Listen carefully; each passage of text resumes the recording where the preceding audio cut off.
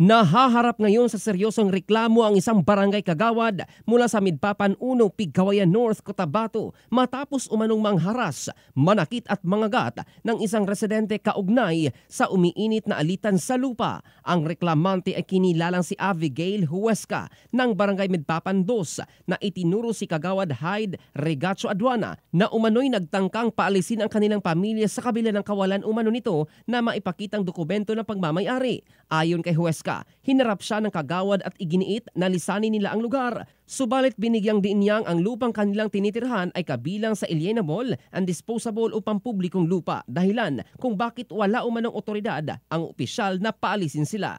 Lumala umano ang pagtatalo at nauwi sa pisikal na konfrontasyon kung saan sinasabing kinagat pa siya ni Aduana.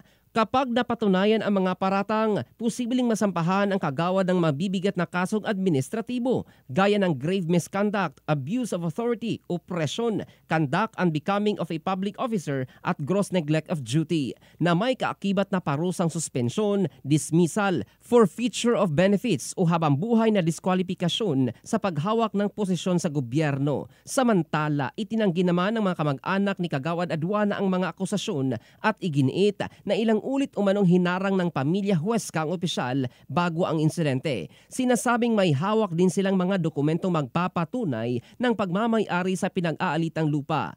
Inaasahang magsasagawa ng masusing investigasyon ang mga kinauukulan upang matukoy ang katotohanan sa insidente at kung nagkaroon nga ng pang-aabuso sa kapangyarihan.